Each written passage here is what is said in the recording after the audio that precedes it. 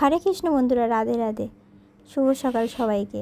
চলো এই ভাইফোঁটার দিনের সবাই মিলে উদযাপন করি আজকের এই দিনটা। চলো দেখে নেওয়া যাক আজকে সকাল থেকে কি করলাম এই ভাইফোঁটার জন্য। সকালে দেখো কত কুয়াশা পড়েছে। চলো রেডি হয়ে নিই। স্নান করে একরকম রেডি হয়ে গেলাম।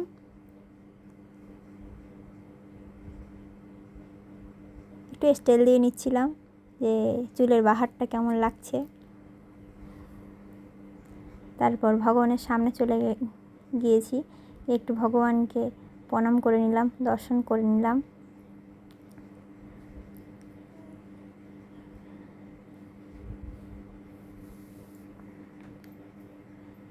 কিছু সরঞ্জাম যেগুলো ভাইফোঁটার জন্য লাগবে, তো সেইগুলো একটু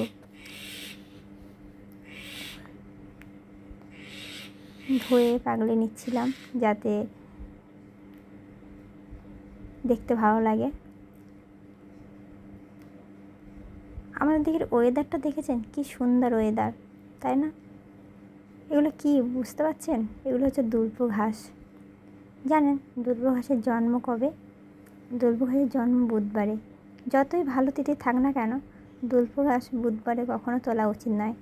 আর আজকে বৃহস্পতিবার, তো আর দুর্ভ ঘাস না হলে কোনো পুজোই সম্পূর্ণ হয় না। সাথে চলে গেলাম একটু আম গাছের দিকে, কারণ আমের বল্লভ লাগবে, তাই আমের বল্লভ নিতে গেলাম। দেখে নাও সবাই। চলো যাওয়া যাক। তারপরে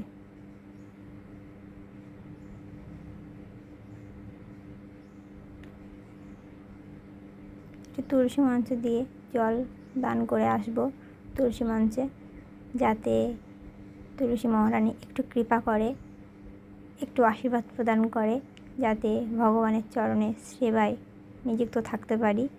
তার জন্য তুলসী মহারানীর কাছে প্রার্থনা করে নিলাম।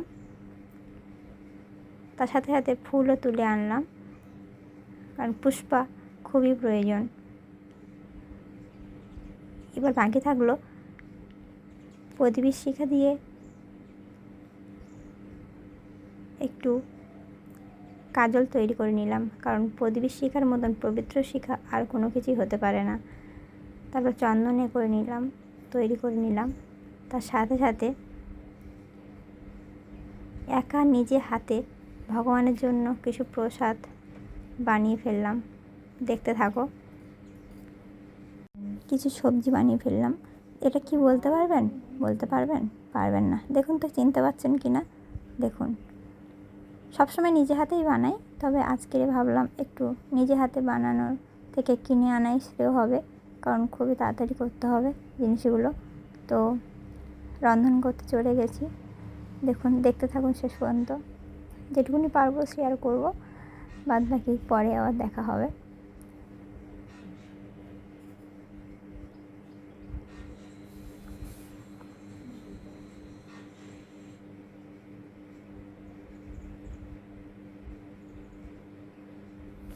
যেহেতু আমাদের দামোদর মাস চলছে, অর্থাৎ কার্তিক ব্রত চলছে, আমাদের অনেকেই জানেন অনেক কিছুই খাওয়া যায় না, তো তার সাথে হলুদও আমাদের বর্জনীয়। তো তার জন্য আমাদের কোনো সবজিতে হলুদ দেওয়া যাবে না। তো রেডি হয়ে গেছে আমাদের প্রসাদ, ভগবানকে নিবেদন করে দিলাম। তো আমিও রেডি হয়ে গেলাম, ভাইফোঁটার জন্য প্রস্তুতি হয়ে করে নিয়েছি নিজেকে। তো ভগবানকে যে প্রসাদ নিবেদন করেছি, সেই প্রসাদ দিয়েই বা সেই মহাপ্রসাদ দিয়ে আমার দাভাইকে ভাইফোঁটা করে নেব। এর থেকে মনে হয় উত্তম বলে আর কোনো কিছু হতে পারে না। চলো ভাইফোঁটার পর্বটা শেষ করা যাক।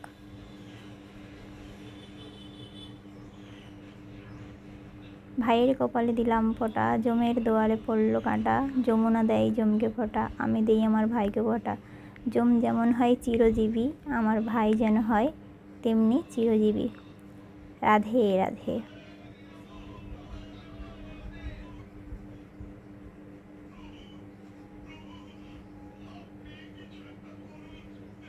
দাদাভাই লজ্জা পাচ্ছে ক্যামেরার সামনে আসতে, তাই একটু মজা করে নিলাম।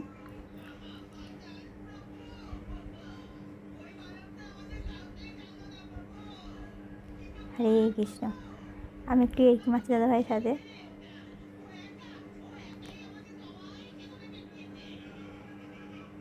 দাদাভাইকে বলছিলাম যেন সবসময় এটাই চায় যে সবসময় তোর সাথে ঝামেলা করতে পারি, কারণ ভাই বোনের মধ্যে এটাই সব থেকে শ্রেয়, যে দূরে গেলে কষ্ট অনুভব হয়, কাছে থাকলে ঝগড়া ঝামেলা এগুলোই হয়। তো ভগবানের কাছে প্রার্থনা করি আমার দাদা যেন সবসময় চিরজীবী থাকে।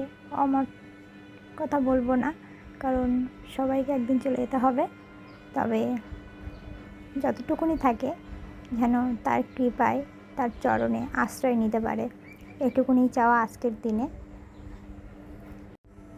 দাদাভাই আমাকেও আশীর্বাদ করে নিচ্ছে। সবথেকে বড় কথা, কাছে থাকি বা দূরে থাকি, আজকের এই দিনটা খুবই প্রিয়, খুবই উত্তম। সবাই পাশে থাকবেন, সঙ্গে থাকবেন। রাধে রাধে।